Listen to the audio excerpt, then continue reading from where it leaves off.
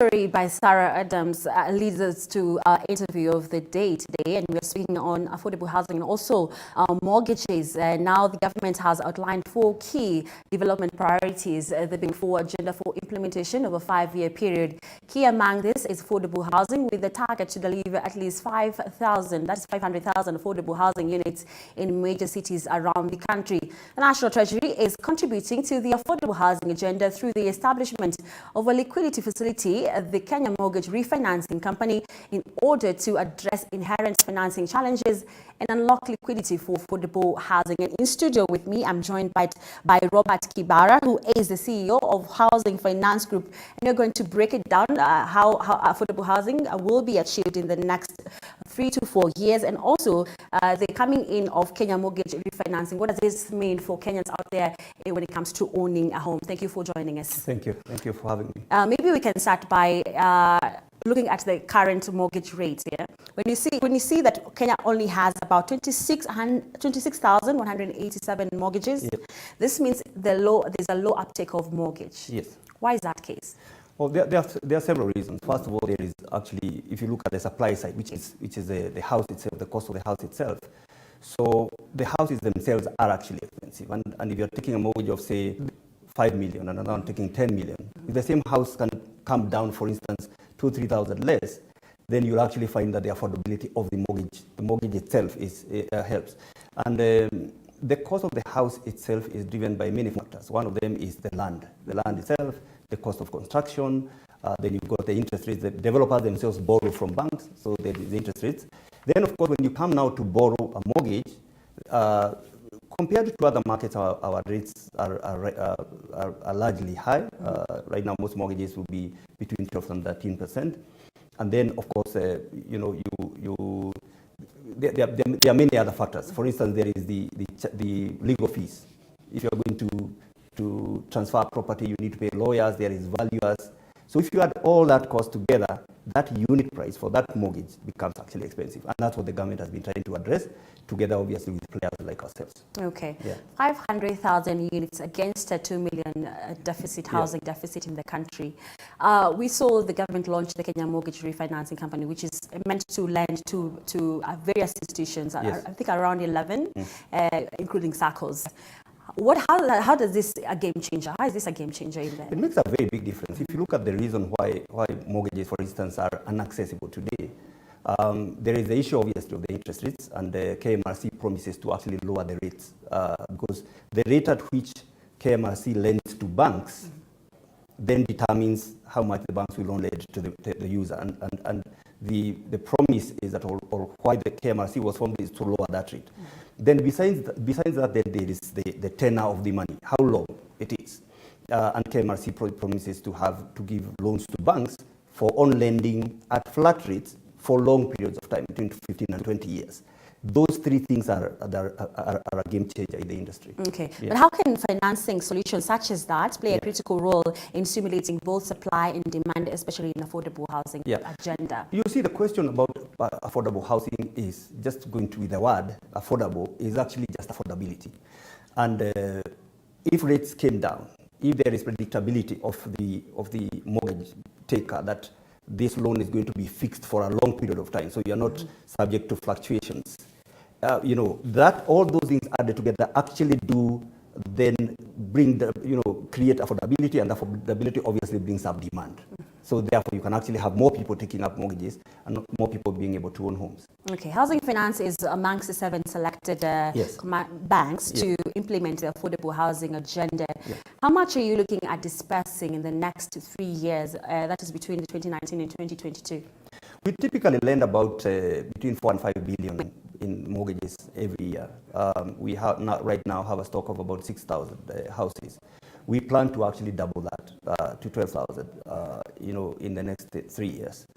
On top of that, while the actual amount disbursed may not increase significantly, and the reason is because if you cut the house price, the ticket size of the house, then we are talking about volumes more than value, rather than value.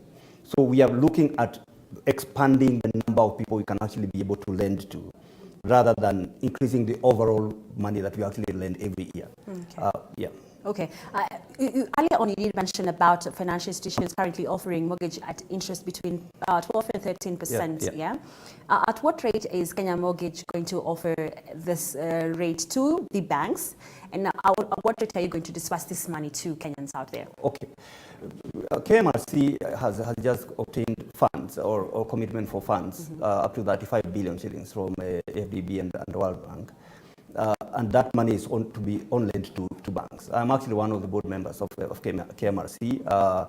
That has not been determined as to how much KMRC then lends to banks.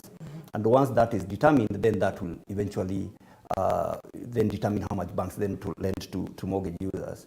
But I can tell you from what my personal estimates are, it's going to be to significantly lower the cost of lending to individuals ultimately. Okay. Yeah. When the president was launching the Kenya Mortgage Refinancing, I remember we spoke to the CEO of Mortgage Refinancing Company. Yeah. He did mention something about 5%, the rate at which they will offer to banks as well as SACCOs. When maybe let's work with 5%. How much will it be now how much will you lend now to Kenyans if it's at 5%? So if you actually did get,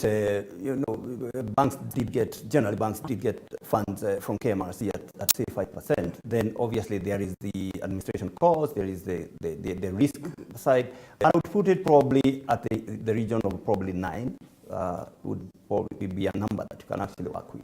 Okay. Yeah. And this will cut across to ensure even the low-income earners can be able to have a home and they say, this is mine. Actually, the houses, the KMRC is meant to cater for the affordable housing only. And I know the initial numbers that have been talked about have been up to 4, although it's not been finally agreed, but it's coming to about 4 million shillings per house, maximum 4 million shillings. So that therefore actually is meant for the low-income, mid to low-income earners. Okay. Primarily. Looking at what you said, 4 million. In Nairobi right now, for one person to have a mortgage, to acquire a mortgage right now, he has to earn between 358,000 that is required. And also, the average income right now stands at 200,000. Okay. Yeah, which locks out mortgages. How do we now open up this to ensure that more Kenyans now access mortgages? Okay. Obviously, there is the demand side. The demand side is actually then being able to make sure that mortgages are available inexpensively to the end user. But a big component of this whole journey is for us to actually lower the cost of a house. Lower the cost of a house. And that, I know, is also being addressed on the National Housing Fund side. And there is a lot of conversations we've been involved in as HF to just provide thought leadership from our own experience. You realize, we've been involved in both building of the houses and providing mortgages. So we've got about 50 years of experience in this area. And what we are saying is that you can't solve the problem only by the mortgage itself. We have to make sure that the house itself, actually the price does come down. And there are many ways of doing that. Part of what we've discussed with the government is provision of infrastructure. Most developers will have to provide infrastructure for their own houses. What we have said is, can we be able to create, for instance, a fund or even an off-taker guarantee to the developers to support them to be able to lower their own cost? And then, of course, there is also provision of land, for instance, if land was available for developers. Because obviously, because of speculation, land has become very expensive. We, as a country, have to lower the cost of land, for the cost of the house itself, for this to be truly affordable. Otherwise, today, most houses you see in the market are in the region of 5 million plus, which again still puts it outside the area. But we've built models as HF that can actually be able to get that house probably not up to 4, but in the region of around between 4 and 5, you can actually be able to get a decent house that is not very, very far away from where you work, and we can be able to do that. We've seen models that can actually be able to achieve that. Okay, maybe tell us some of these models that HF has actually rolled out. What we've seen is that, for instance, we've got, as you know, HF right now, or the last few years, we've been financing about 62 projects. Out of those 62 projects, we've got low-income kind of projects, and we've got all the way to the high-income projects. So we have seen today that if you deliver a house at between 3 and 5 million, a decent house, we have more buyers today than houses. But when you go into the upper areas of 10, 15, 20 million houses, you've got more houses than buyers. So in terms of the models I'm talking about is, how do you build a house that obviously probably not too much of no frills house, inexpensively, using technology that then lowers the cost of that house, working with the government to provide some of the basic infrastructure such as roads and sewers and all that, you can actually be able to achieve that kind of house we are talking about. And that's where innovation and actually technology comes in terms of ensuring that the houses that Kenyans are buying at a lower cost. Yes. Okay. Now, earlier on, we did run a story where the government has partnered with the county governments to ensure that this we now devolve these housings to the counties. Yes. What do you think of that project? I think it does make sense, because if you think about it, we've been talking largely about Nairobi, but if you think about most of the upcountry towns, and because of the onset of devolution, a lot of people have relocated to work across the country. And there are towns, for instance, Machakos, for instance, Kisii town, for instance, Kitale town, we have seen there is actually a dire need of affordable houses, enough houses. So the problem is not just here in Nairobi. And because the local authorities, the county governments are the ones that are operating at local level, they are actually the best suited to work with this. But of course, central government must also come in with policies, with the enabling environment for the counties and people like, private players like ourselves to be able to actualize this vision of affordable housing. And eventually we might fill the deficit of 2 million. Yes. Okay. Thank you so much for joining us. Thank you very much. I appreciate it. Now moving on to other stories where loan defaulters in the country will soon have to carry their own cross